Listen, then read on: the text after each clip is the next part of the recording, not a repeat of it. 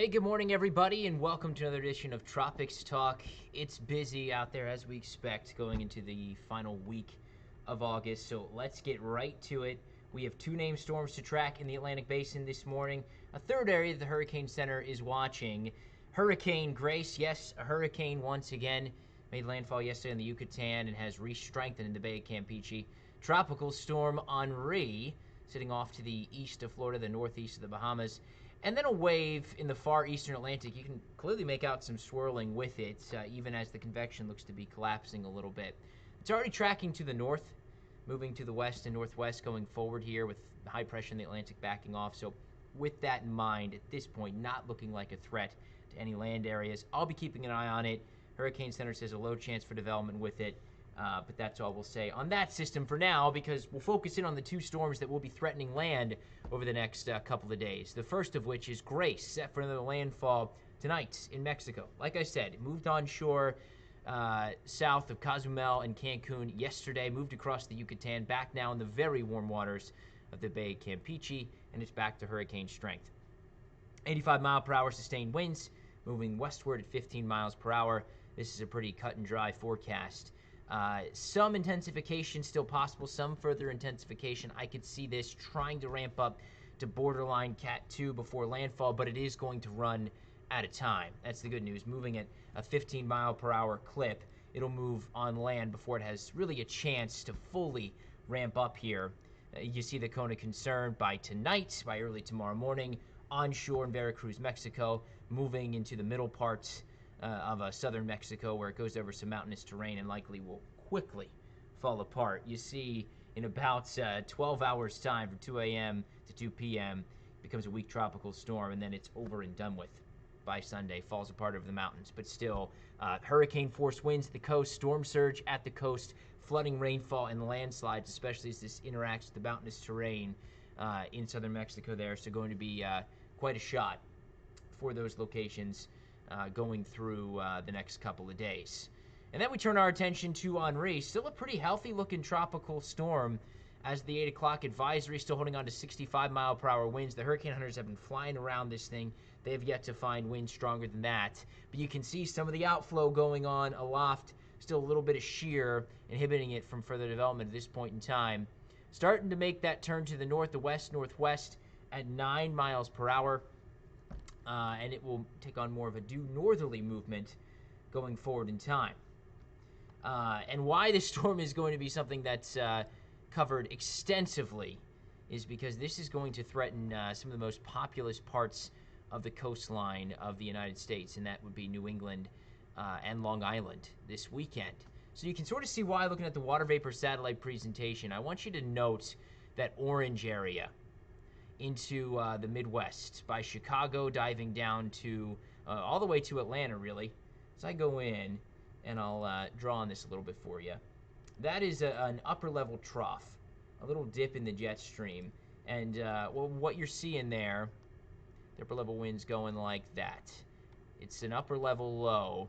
And as this moves towards the coast, it's going to help to sort of grab Henri and bring it towards the coast. You see the winds coming out of the south and west now, but as Henri goes northward and that low cuts underneath it, you're going to see again sort of that grab Henri and grab it to the coastline.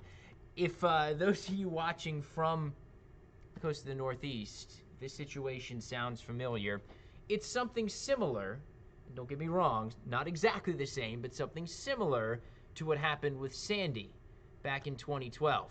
This is going to be nothing like Sandy. Don't get me wrong here, okay? Because what happened with that one is a trough moved just as Sandy was moving northward, and the two phased together to become what was called a superstorm. That's not going to happen with this one. All that the upper low does is sort of grabs it and helps to bring it back toward the coast, back to coastal New England. I don't think we see that phasing going on. I don't think we're talking that monster non-tropical cyclone in the area that would do anything like what Sandy did. But still, quite an impact all the same. And again, as that trough digs underneath Henri, you can see the impact on the tropical models. Look at that little jut to the west going into Saturday and Sunday. Most of these models now lined up showing this very close to or even making a landfall somewhere from Long Island to Cape Cod, and then sort of hanging around by the coast and tracking to the east. Now, in all likelihood, Henri is going to reach hurricane intensity at some point as it moves northward today or tomorrow. The waters are very warm there. And I think at that point, the coverage is going to turn rather dire for some of these locations, especially by the national media. It's important to note, look at the water temperatures getting closer to New England. There's a reason why these areas don't tend to see hurricanes very often. It's because those waters cool very quickly. We talk about at length the Gulf Stream that goes up the East Coast, but it juts out at Cape Hatteras and into the central Atlantic from there. The coast from really northern North Carolina on northward is steered by what's called the Labrador Current, a cold current that comes down out of the Canadian Maritimes, works from north to south along the coast, and brings that cooler air southward. So, Henri is going to be moving over the Gulf Stream, those very warm waters, now through about Saturday afternoon.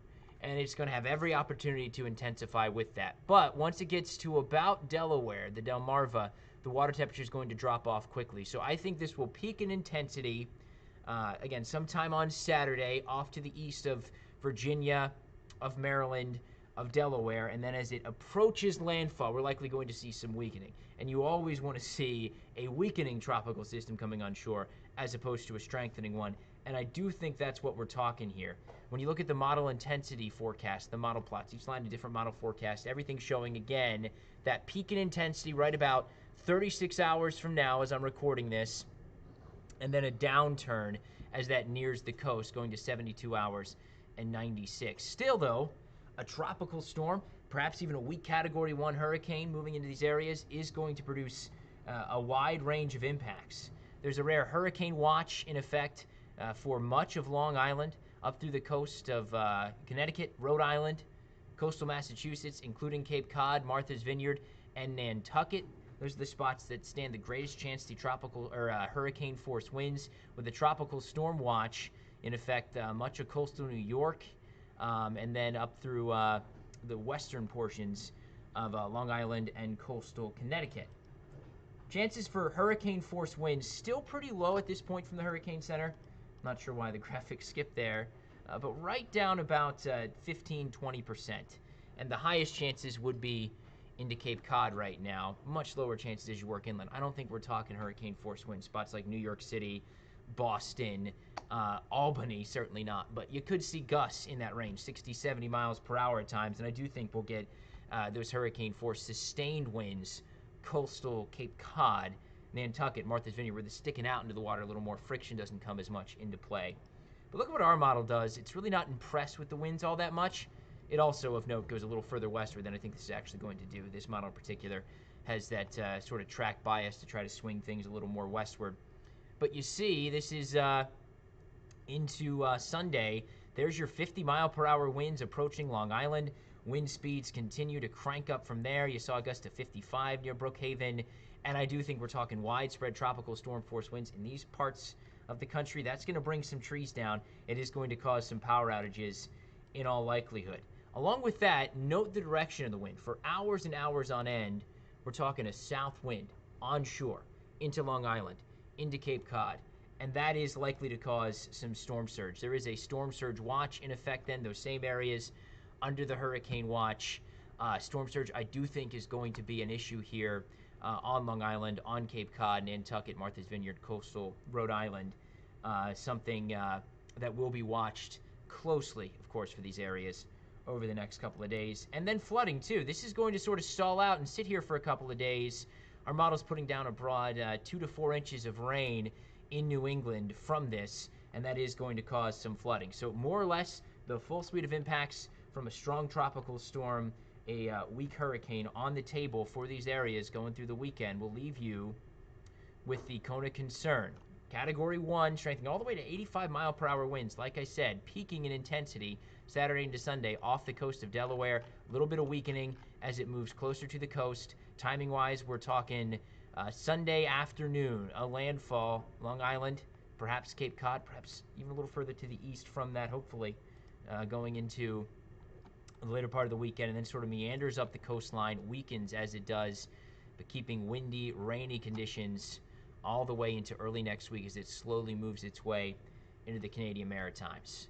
We'll continue to track Henri. Again, I think for us here in Southwest Florida, big takeaway here too. No impacts from either of these storms and nothing on the horizon for us anytime soon. But we'll be watching both closely, and I'll have an update coming up for you tomorrow here on Tropics Talk, and of course on air on ABC 7. Chief Meteorologist John Patrick back with the latest tonight, ABC 7 News 6, 7, and 11. Till next time, meteorologist Jim Dickey. Have a great day.